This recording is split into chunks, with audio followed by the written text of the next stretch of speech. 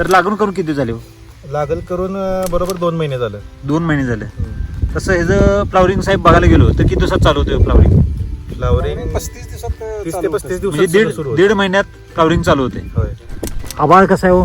पूर्ण पॅक आहे, ढगाळ आहे पूर्ण. ढगाळ वातावरण. आता पूर्ण ढगाळ वातावरण आहे हा, आणि गेले जवळपास एक 20-25 दिवस कंटिन्यू पाऊस चालू आहे. कंटिन्यू आणि पोहोचवलं. असंच आहे, पूर्ण सूर्यदर्शन झालेलंच नाही आतापर्यंत तरी, दर्शन झालं नाही, अजिबात नाही. कालपर्यंत कंटिन्यू पाऊस चालू होता. पाऊस आलाय.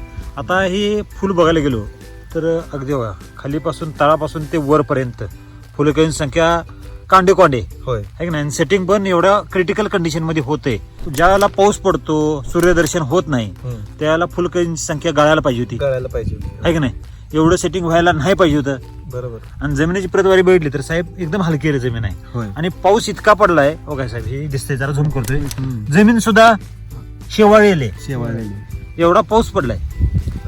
खडकाळ जमीन शेवाळत्या आणि माल तर अगदी बहारदार येतोय. हे कसं काय शक्य हो? काय गणित काय आहे? हे आपली SCT वैदिकची कृपा. एसीटी वैदिकची कृपा आहे.